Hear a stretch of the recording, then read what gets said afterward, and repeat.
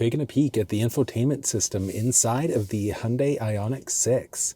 This is the only screen size that you're going to find available inside the vehicle, and really responsive there. You've got factory navigation in the vehicle, Android Auto, Apple CarPlay support, and a number of other features.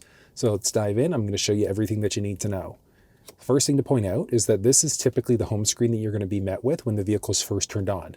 I kind of love the layout, the way that Hyundai's done this. So you've got your current date, time, if you're listening to a radio station, your current battery level, your current range based off of what driving mode that you're in. So it's going to be dynamic based off of eco mode, normal mode versus sport mode, which I love.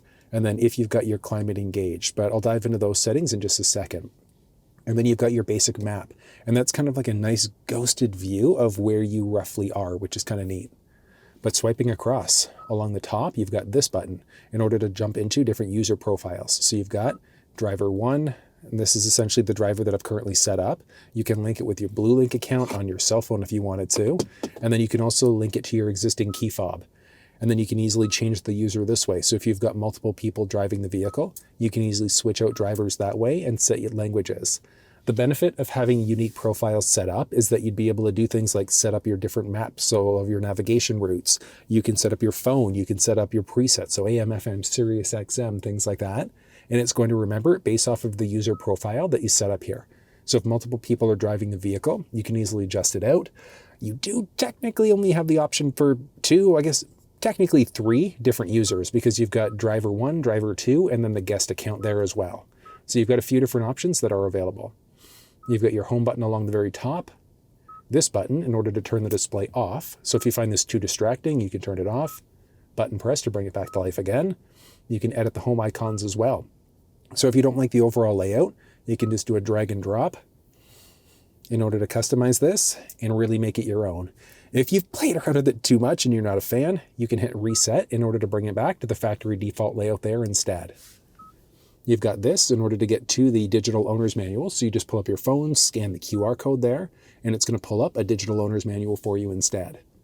The current time, date, your connection status, and then this is an option for wireless charging. So if you've got a phone on the wireless charger, it's going to pop up there. If the phone's off, you'll see there it's gone, and back on the wireless charge pad again.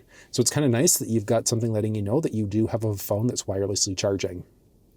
But I mean, so many options. Starting off on the EV side of things. So as of right now, you can see what current range is on the vehicle with climate on versus if you turn the climate off instead. You can see how that adjusts things out. It's actually kind of neat. I love the way that it does this. And then again, as you jump between your different drive modes, it's going to effectively change how much range you're going to get total. You can push this button in order to see where in the world you are. Kind of a neat look. Back into your EV mode. And then you've got a few options along the very bottom here. So departure times are available. So departure times set. So let's set this up. Where the departure times come into play is essentially working on preconditioning your vehicle. So if you leave the same time every day, you want your vehicle warm, cold, whatever the case may be, you can set up a unique time. So let's say if you leave at 7 o'clock in the morning, Monday to Friday, perfect. So we've got that one set up. So if we hop back now, we've got our departure time where we would typically take off, and then you can also schedule charging and schedule your climate. And then clicking through, you can set your charge times. So let's say if you know you're going to get cheap electricity from 7 o'clock p.m., from 8 o'clock p.m. until 6 o'clock a.m. You can set it up that way. You can prioritize off-peak charging. You can only charge during off-peak hours as well. So if you only want to charge up when you're going to get the cheapest electricity rates, that's available. But you can also toggle it off if you want to. This one is going to be for your climate settings. So earlier in the morning, if you want things to be nice and cool when you get into your vehicle, you can set that up. If you're in the wintertime, you want to precondition nice and warm with your windshield defroster going, you've got the flexibility to be able to do that as well. So when you're plugged in, the vehicle essentially is going to precondition the cabin for you. And a big benefit of being plugged in to do that is that you're not unnecessarily wasting the electricity. And you can see there, both of those are off. But if we turn them back on and schedule, you can see they're back on there again. So pretty useful. And then there's also something called V2L. So vehicle to load, which essentially means that you're able to use the vehicle as a big battery. So you can plug things in, laptops, chargers, and things like that if you wanted to use this for camping, etc. And then what do you want to be able to use it down until? So if you're glamping and you want to be able to use the battery in the vehicle to charge some things until you hit 40%, 30%, etc., you've got the flexibility to be able to do it. And then pushing the gear icon lets you do a few things. DC charging, you technically should only go up to about 80%. You can go to 100, but the fast charging ideally is 80. And then even just regular day-to-day driving, unless you're going to be using the charge the next day, I'd say either 80 or 90% maximum is all you really need to worry about. But you've got different options available there. Charging current. So if you're plugged in and you're finding that there are issues, so it's not charging up properly or you're running into any sort of charge issue, this can happen. So if the charging current's different, go reduced. And what you'll find is that if you go reduced or minimum, it's going to work for any charge station that you use. I have found that some chargers, the AC charging doesn't work properly unless you're on the reduced current instead. Battery conditioning mode is useful for wintertime driving. You can activate your utility mode, so that V2L mode. Regenerative braking, you've got a few different options that are available. So there are 3 unique setups there. You can utilize the paddle shifters in order to jump between all of the available options as well, including the iPedal or the one-pedal drive. There's the charging connector also, which you can always lock if you want to. Only lock while charging or do not lock. I always recommend just making sure that you're always locked there. And a big benefit is that if you're locked, you go to lock the vehicle, you're essentially going to be locked in for the charger. So people just can't unplug to be dicks because you're charging your EV. Your charging prompts on the outside. So when you actually go to plug the vehicle in, you're going to get a little prompt outside letting you know that your essentially charging has started. And you can set whether or not you get that warning whatsoever, or do you want the voice to be high, medium, or low. And then plug and charge for different stations. But that's the basics of using the electric vehicle, so the EV settings. You could go fuller screen as well if you wanted to. So just by pushing that icon along the very side. And you can go up and down between different options. That's kind of neat that are available. Moving back home, next up is maps. So you've got a few different ways that you can get to it. So you can swipe across to map, but right down the center stack, there are also a few buttons. So there's map, navigation, media, and a few others. But in the map now, you can change your heading out if you want to. Straightforward. Whether or not you get the voice or sound effects. So when you're coming to an upcoming turn, do you want it to tell you that you have to turn, or do you want to just get an effect letting you know? Hold on, listen. Guidance will be at this volume. So versus, I'm personally a bigger fan of just having the sound effects, but that one's going to be a matter of preference. And then lowering volume. So if you've got your radio cranked and you're coming to an upcoming turn, it's going to lower that volume so you can hear what's going on. You can then plus or minus this way if you wanted to zoom in or out, or just do a pinch to zoom there instead if you wanted to. You can have it in the auto mode. What the auto mode means is it's automatically going to zoom in or zoom out depending on how close you are to your end destination if you're using navigation. And then very similar to the last screen, we can also go full screen map instead. Pushing the menu button, you can see what's nearby. So point of interest icons, categories. You want to show off your total EV range there as well, which is kind of neat because you can see where you can currently drive based off of how charged up you are. Display your traffic info, toggle the display off on that one. That's kind of a random one. And from there, let's go search. So you can search for different addresses very simply. So you can search by GPS coordinates, latitude first, longitude second. You can start typing in an address if you want to, or you can search by a point of interest icon. So nice and Canadian of me, let's go to Tim Hortons. You can see there, so many options. All right, let's just pick one. And you can see best route versus distance. Okay, perfect. And we've got the one that we've selected, so we can set as a destination. Let's deactivate this. No. Perfect. And we've got 2 different routes to get there. So you can see which routes are currently available, along with the time that it's going to take in order to get there.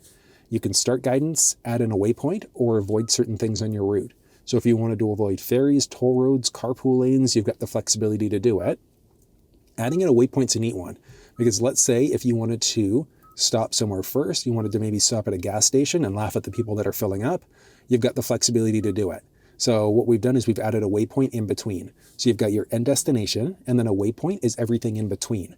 So if you're going on a longer distance trip, you can kind of set it up as you go. And then one cool thing is that it's also going to take your total charge into account as well. So it's going to let you know whether or not you can make the trip, or if you'll have to make a stop. But same idea, you've got your different routes that are available, and then start guidance. Guidance will start now. Perfect. And you can see the total route that you're taking on top of that. So it is kind of nice, but I mean, it's kind of cool. I like that. So you kind of got that little split view instead if you want to. That's what I was looking for. Perfect. So you can see your simple versus rest areas versus available details as well. So this is the total route that you're going to be taking in order to get to where you want to go. So based off of the total route that you want. Now, one other nice thing is that inside of the head-up display, if you've got a route going, it's also going to show you the route that you need to take. So as you kind of zoom in there, you can see that you've got your turn-by-turn directions there, vehicle speed, and a few other things. So very useful if you wanted to utilize that head-up display too, which you can toggle on or off, but I'll show you that one in a minute. You can easily cancel the route out there. You can see route is now canceled. And then if you go back in and search, you've got previous destinations. So we've been to that Tim Hortons. If you wanted to go back, you can just do a button press there in order to get to all of your previous destinations. And there are a series of other options that are available for navigation, which actually, I wonder if we go back home, that might even be next. Yeah, navigation menu. And search for addresses, point of interest icons, save places, previous destinations, etc. So you can see all the options that you've been to. You can then delete previous destinations on top of that. Perfect, and that one's gone. And back. You can look at different Hyundai dealerships, and then if you had a route going, you've got a few different options available. You can set up your home and your work address. And the big benefit of doing that is that you can push the voice command prompt on the steering wheel, and then you'd be able to say navigate home, navigate to work, and it's going to navigate to whatever addresses you have saved. Then you can hop into settings, and there are so many different settings available. The ones that are important though, your route options. So what do you want to avoid on your route? So ferries, toll roads, carpool lanes.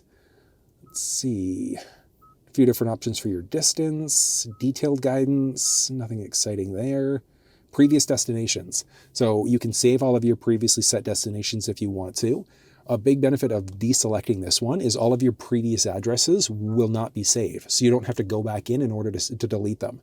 So if you're kind of security conscious, you can then disable your previous destinations from saving if you wanted to. There are different alerts. Maps, if you wanted to, change out the map mode. So 2D, 3D, auto scaling, etc. Different font sizes that are available. So if you're a little bit more visually impaired, you can go to a larger text instead. And then you could also change out your little Star Trek-y symbol color. So if you've got a preference there, I love that blue. And then navigation auto features, GPS information is another useful one. So if you get lost, you're not sure where you are, you've got your actual coordinates there. So if you're lost, if you need to call a tow truck, you can give them your actual GPS data there instead so that they can locate where you are. Very useful. But that's all of the navigation settings, and that's how you use factory navigation inside of the Ioniq 6. The next up is going to be adding in a phone. Turn Bluetooth on from your device in order to search. On your device, select the name that matches vehicle name on the screen. Going to start off on the iPhone side of things. So you've got Ioniq 6. Pins match up.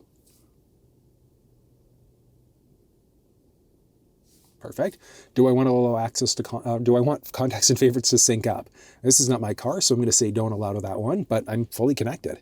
You can see the current phone there. You've got dial pad that said unavailable. Download was unsuccessful. So it said unsuccessful because I selected no on the phone. But I mean, obviously if this is your car, you would probably say yes. You've got your iPhone name along the bottom, your connection status level, and then your current battery level on top of that. Then you can easily dial in if you'd like to. And as always, you can go to your little split screen there instead. Now, you do have the option to go Android Auto, Apple CarPlay in the vehicle, but it is a wired connection.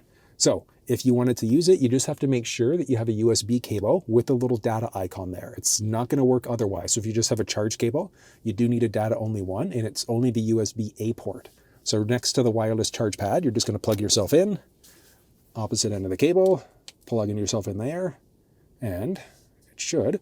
Do you want to allow CarPlay while the phone is locked? Yes, you want to allow that. Otherwise, when you're locked, it wouldn't work. But look at this, nice and simple, full screen. Look at how beautiful that looks. Oh, damn, that's nice. All right, so along the outside there, you've got your current time, your connection level, which map was open last, which audio application was open last, which miscellaneous application was open last. Then you can push this to get to an icon view or to this home screen, and then you can swipe across in order to go between all of these other options instead. There are so many apps that are available. But Google Maps, Apple Maps, and Waze on the iPhone side of things all work the same. So there's no pinch to zoom capabilities. You have to go in and out this way in order to be able to zoom in or out. You can have it focus on you, 3D option. You can search for addresses, look at previous destinations. Google Maps is the same thing. So you hop into Google Maps, you can search for addresses. You could then jump between route options. So if you wanted to avoid highways, toll roads, and ferries, you've got that option. Change out your map colors. You can adjust volume, show live traffic. And then Waze is the same idea. I typically always use Waze. I love it. Great features. And the big reason why is because you've got the flexibility of marking things on the map as you go. So if you notice that there are police on the route, if there's a crash, hazards, block lane, and things like that. And then as you're driving, as always, plus or minus this way, it's going to show you. So hold on, somebody's marked a cop up there. So you can see what's going on. And then just done, you can search your addresses. And one nice thing on the steering wheel, there's a voice command prompt that you can push. So a single button press, like a short one, just launches your factory assistant. But if you do a longer press and hold, that activates your Siri assistant instead. So you'll be able to search for addresses, you could play songs and all of your Siri capabilities using that instead. Useful. And then audio, so many options. You've got podcasts that are available inside the vehicle. There is the option for Hoopla, which is a library app, Live One. Like there are a ton of different options that are available. So if you're a bigger fan of listening to certain apps, you've got the flexibility to be able to do it. There's one thing though, and even though like something like VLC, it works for audio, but you can't actually play video back through the screen. It's like, one thing that I'd love to see is the flexibility to do that, but it doesn't matter which app you install through CarPlay, you're not getting video playback whatsoever. But I mean, the screen is nice. That's good. Now on the iPhone, if you jump into your general settings, go CarPlay, find your vehicle, you can forget the car, you can customize the launcher, and then allow CarPlay while locked. So you can toggle that on or off. But if you go to customize, let's say if you're a bigger fan of your podcasts and you love using Waze. So you can do a drag and drop in order to adjust the screen out, or you can remove any of the apps available as well that have the minus button next to it.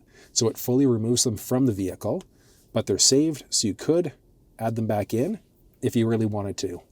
If you've played around with the layout too much and you're not a fan of what you've done, there's a reset button on the phone, top right. You can press that, reset screen, and that brings you back to the factory default layout there instead. So very straightforward. You can go back home this way if you want to, hop back into CarPlay, and then down the center stack, there are a few other buttons available, so you can hop into any of these options. But hopping back home, if you go into Setup, you've got Device Connections, and then Device Connections, you've got CarPlay that we're currently connected to. So if we disconnect for a second there, you can now see that the phone's available for either Bluetooth, for phone, and then for audio instead.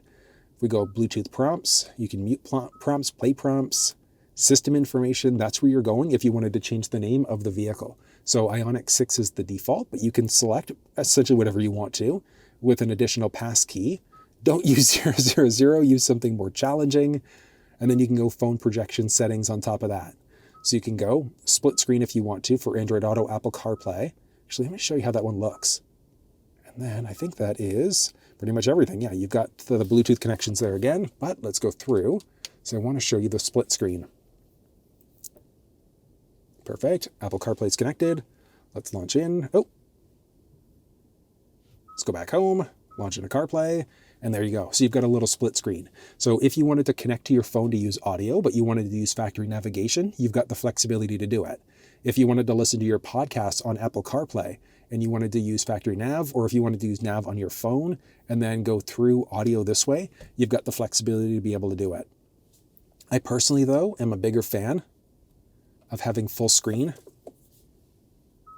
Phone projection.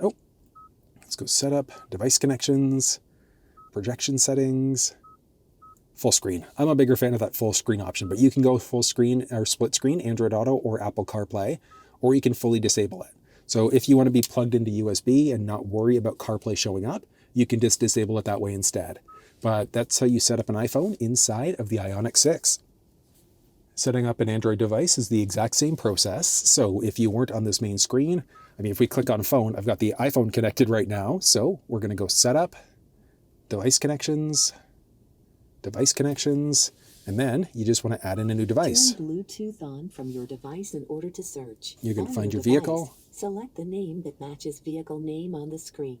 Ioniq 6, pins match up, so we're going to hit OK there. Perfect. The phone is now connected over Bluetooth. And you can see that there are a few options available. So you can have one phone hooked up if you want to for phone calls, one for audio. You can kind of do a mix and match. So it's either Android Auto or Apple CarPlay, but you can kind of do a mix and match of these four. You can also do a press and hold to show who gets connection priority. So if you have two phones connected, you can essentially say who's getting connection priority there as well if you get incoming phone calls. If you hop back home, you can hop into your phone there.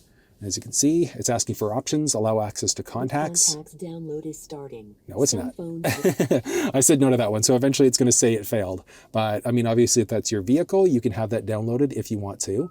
If you have multiple phones connected, you can press there in order to swap. Download was unsuccessful. It's because I said no, but you've got the flexibility to say yes, like I said, if it's your vehicle. From there, setting up Android Auto is the exact same process as the iPhone.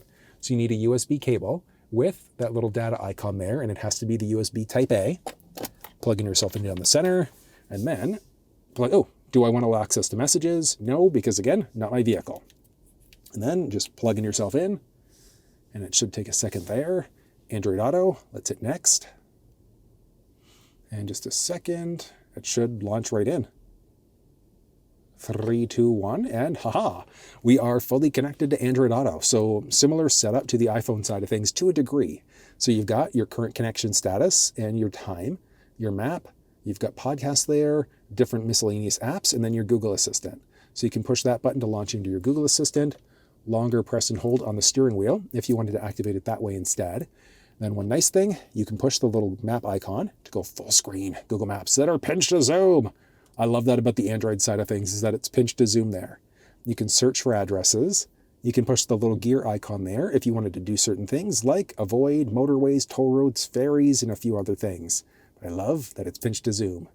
On the outside along the bottom, there's a little icon you can push to get to the split screen or the little icon view there instead.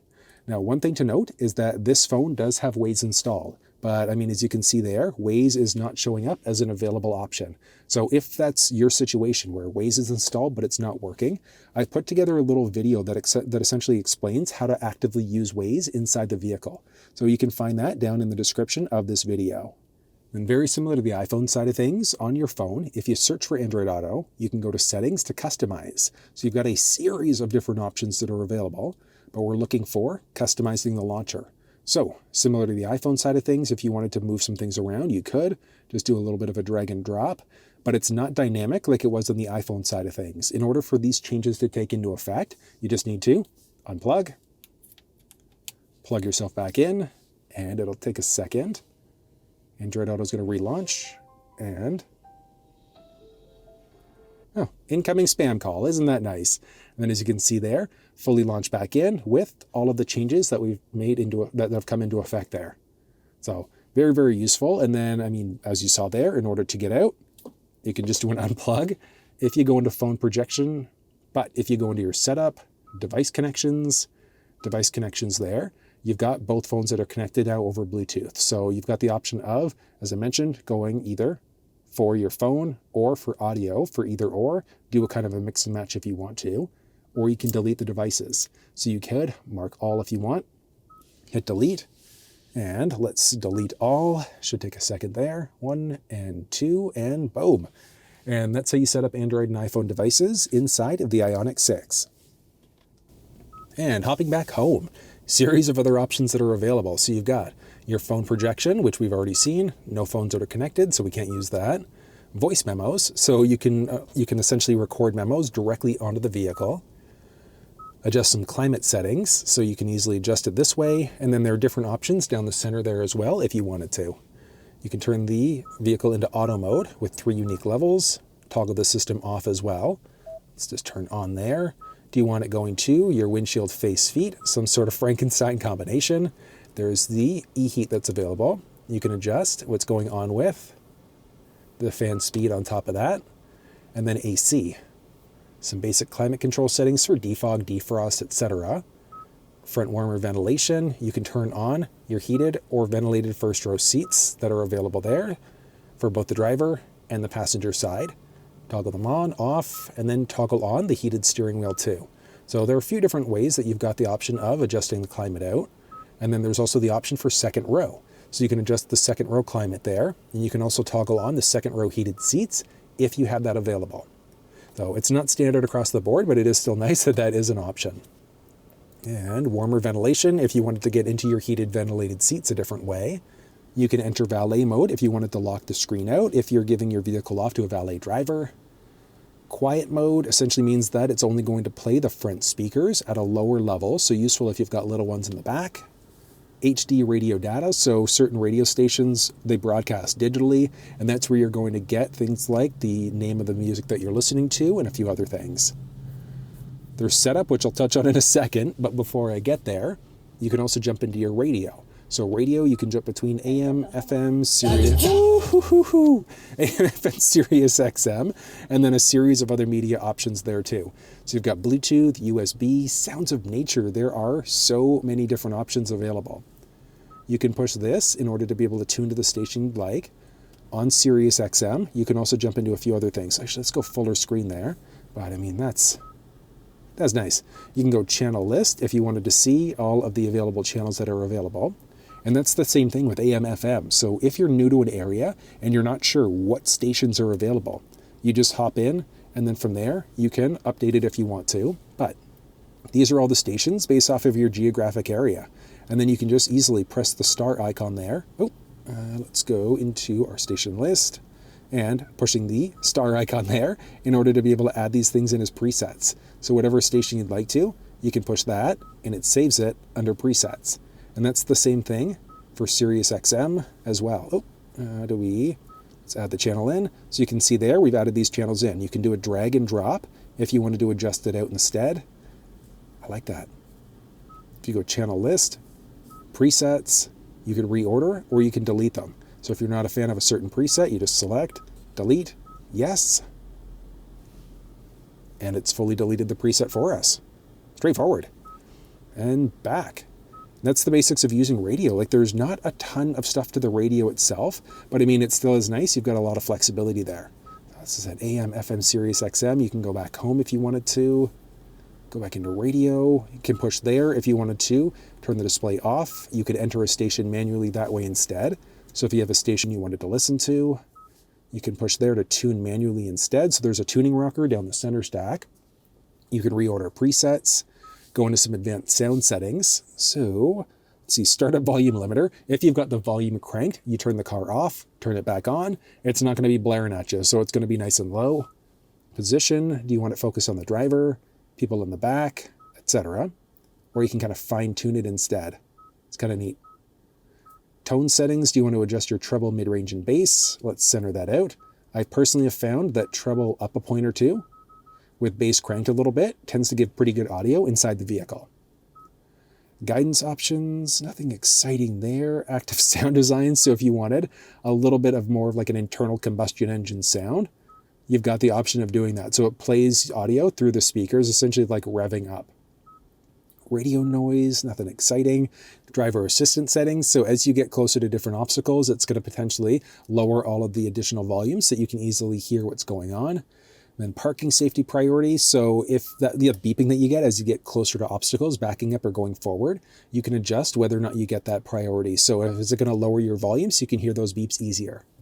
And then you can adjust individual things for Android Auto, Apple CarPlay. So what level do you want your media to be at? Your phone, navigation, ringtones, and things like that. Love that you've got the flexibility to adjust the volume so many ways. Oh, and then the beeping that we get, you could toggle that off. So if you don't like the beeps, you can get rid of them if you wanted to.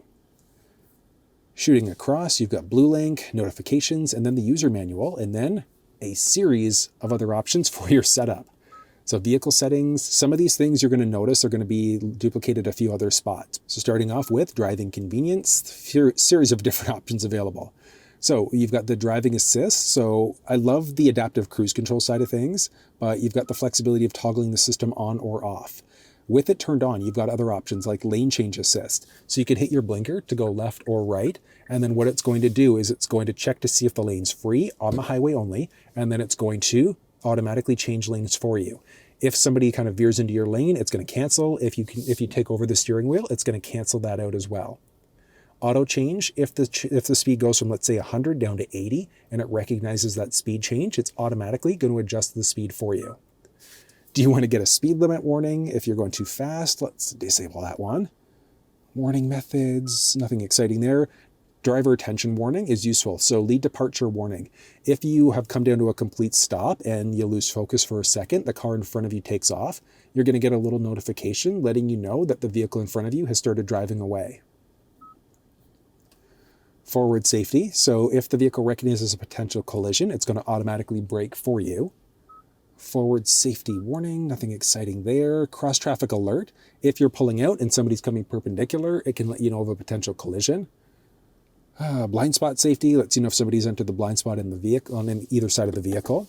And then there's also the blind spot view monitor. So this is not a standard feature across every model of the vehicle, but the blind spot view monitor is a neat one because when you hit your turn stalk to go left or right inside of the cluster screen, you're going to see what's going on right in your blind spot. So it utilizes the side-mounted cameras when you use that setting. And then parking safety, you've got a few other options. So you've got your rear cross traffic alert. So as you go to back up, if somebody's coming perpendicular from the rear, it can let you know of a potential collision. It can automatically brake for you if there's an obstacle in behind you when you're in reverse. So useful. You've got your backup camera. There's a little split view. And then this really neat, look at that, really cool 360 view. I love the way that looks. So cool. Yeah, so cool.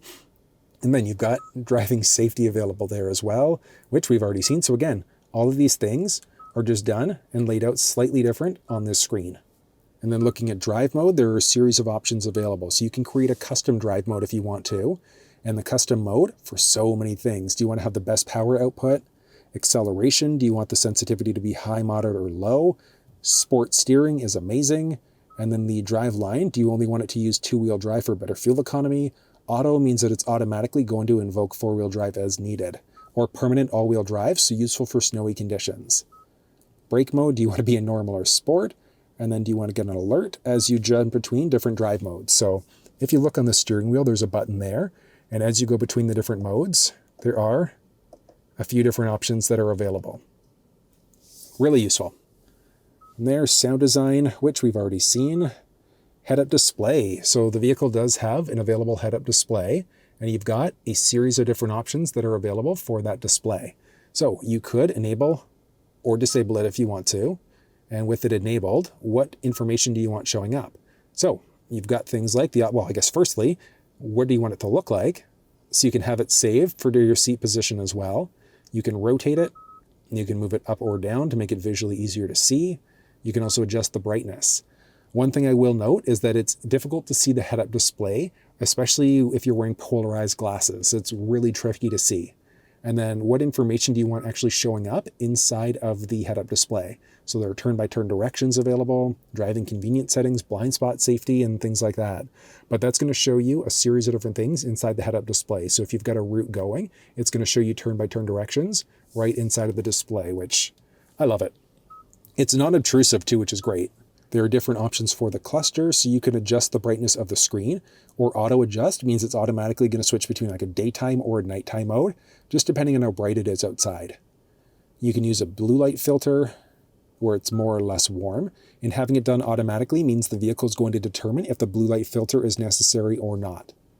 And then you can adjust the camera settings. So do you want to have all of the different park distance warnings and things like that? So as you go into, let's go into reverse. So you can see there, little cross traffic alert. Put yourself into park there as well. So it's kind of neat that that's available. But you've got your lines there, so whether or not those ones show up. And back, there are a few other useful ones. There we go. Cluster theme selection. So you can link it to your drive mode. So as you jump between different drive modes, you can choose what look you want. I love the look of the sport mode. So you can link it up to the sport mode, or you can have it auto adjust or lock out permanently to different themes. So if you love the look of the sport mode, but you want the eco mode capability, you've got the flexibility to do that. What info do you want showing inside of the cluster screen? And then you've also got a welcome sound when you go to start the vehicle up. That's the basics there. Next up, basic options for climate, nothing exciting. Seat, easy entry exit. So this is a useful one because what's going to happen is when you go to turn the vehicle off, the seat's going to either do nothing or it's going to lower and back up for you to get in and out of the vehicle a little bit easier. Different options for light. So ambient light, there are a series of different options for the ambient light. You can adjust the brightness of the light, but more importantly, you can adjust what's going on with the color. So you can kind of see the colors going crazy down there. It adjusts in so many places of the vehicle, but it looks so cool. And you can even customize the color. Like a full rainbow there. If you have a preference for a specific shade of blue, you've got the flexibility to set a unique ambient light color. So neat. You can link the color to your drive mode. You can have it dim when it gets dark automatically, yay, nay. Do you want to sync the lighting with your speed as well? Turn signals as a default is going to be 3. So when you hit the turn stalk there, it automatically goes 3 flashes. You can have it go 1, 3, 5, or 7. Welcome lights as you approach the vehicle on the outside look pretty nice at night. And then headlight delay. So when you go to lock the vehicle, do the lamps just turn off or do they stay on for up to 15 seconds?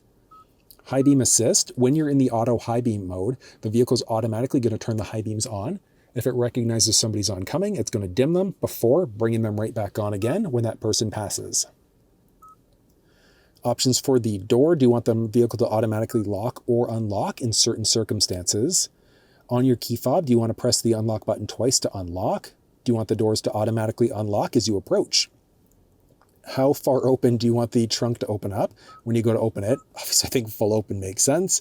And then the vehicle also has smart trunk and remote window control. So let's hop outside and I'll show you how those processes work.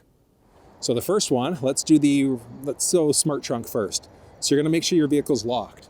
And let's say if you're going grocery shopping, whatever the case may be, you got to get about 10 to 15 feet away from the vehicle after you've locked for about 10 to 15 seconds at a minimum. And then let's say if you've got a handful of groceries, bags, kids, whatever the case may be, or you've just shopped at Costco and you've got way too many things, as long as you've got the key fob on you, you're just walking up to the back end. See there? You can push lock to stop it at this point, but smart trunk, such a cool feature. And then you can just push again in order to close. Now, there is one other option, and that's the option of using the key fob to roll the windows down. It's strictly down, not back up, but still useful feature. So all you're going to do is push and hold the unlock button. And then as the windows start to roll down, good. If you release it, it's going to pause it, but you just push and hold again in order to keep the process going. That is really cool. I love all the flexibility you've got with that key fob. You've got the option for a digital key on your smartphone as well. The smartphone digital key, unfortunately, I can't show you how to set it up because this is a press vehicle, but I'll link down to a Hyundai walkthrough showing you how that's done, but it's really straightforward. Rear occupant alert. When you go to turn the car off, it'll tell you to check the back seats. And that's the basics of the vehicle settings. EV settings, which we've already seen all of these options. Navigation settings, which, again, already seen these options. Options for your sound, which we've seen, so adjusting your position, treble, mid-range bass, things like that. Device connection, so if you've got phones connected to the vehicle, or if you wanted to change the vehicle name. User profiles, which we've seen. Voice recognition, reduce the number of prompts. So when you push the voice command prompt, and when it does things like change songs, radio stations, or navigate, if you reduce prompts, you won't get as many notifications. So if you say change to a different station, it'll just do it, rather than telling you it's going to do it. From there, you've got different buttons. So there are 3 unique buttons. There are 2 different buttons on the steering wheel, and then there's one down the center stack there as well. So custom button there, and that's going to be the one down. What do you want it to do? So when you push that button, you can have the display turn off if you want to, go into a quiet mode or any of these other options. I think that turning the display off makes the most sense. So when you push that button now, turns the display off, or button press to go on. And then same idea with the steering wheel star button. What do you want that to do? Cancel the route, etc. The mode button, do you want it to jump between your phone audio, phone projections, sounds of nature? So it's essentially whatever audio sources you typically would use. And then different options for the up-down button. One of the cool things about the options here is that on the steering wheel button, so going up and down this way, you can jump between presets going this way if you want to. But you can also do a press and hold if you wanted to have it work as a seeking instead. So that is available as a default. And from there, once that goes away, Blue Link is available. And then a series of general settings. So nothing exciting there. You can update the vehicle directly you can update the screen directly from the vehicle. You've got system information to see how much storage is left. It's a teeny amount. Should definitely be updated. You can scan for the QR code as well to get to your user manual. You can look at the date and time, and this is grayed out because you're in the automatic mode. So if you wanted to automatically, or if you wanted to manually, I should say, set your date and time, you've got the flexibility to do it. And then you can have it adjust for daylight savings time automatically. Do you want to be in that military time, so the 24-hour mode, or do you prefer the 12-hour mode instead? For your language, do you like English, French, Spanish, or Korean? Keyboard, do you want the default QWERTY, or do you want ABCD instead? Units, do you want to be in either kilometers or miles? But one of the cool things is that as you adjust that, it even changes up what's going on inside of the cluster screen. So if you're going down to the States or up to Canada, it's going to adjust everything out automatically. Celsius or Fahrenheit, do you want to be in kilometers, kilowatt per hour, 100 kilometers per kilowatt hour, etc. Which tire pressure unit do you want to use instead? And then you've got different options for media. Nothing exciting there. And then reset. Do you want to delete just the profile or reset everything? So if you're selling your vehicle, you can just do a reset to bring it back to the factory default screen there instead. So I know there's a lot of information available there, but there's one other thing to point out, and that's just down the center stack. So you've got your volume rocker there. If you wanted to adjust, you can button push in order to turn your audio off. And then there are a few other buttons. So you've got a basic map button to hot button press into your map. You can jump into the navigation menu. You can jump into your media there instead, or push it again in order to get to all of the different media options. You've got this unique button that we've set up earlier. You can tune this way instead if you want to, so right down the center stack. There's a button for the 360 camera that's available, and the vehicle even has park assist. I love that there's actual park assist inside this vehicle. You can button press to get rid of the 360 camera, and then turn that beeping that you get as you back up off if you wanted to. You've got all of the additional climate control settings, so I guess there is the option of adjusting climate right through the infotainment system, but you've got some other basics. No haptic feedback, which would be nice, but you can adjust your climate settings down the center stack there instead. So I know that's a lot of information, but that's everything you need to know about the infotainment system inside of the Ioniq 6.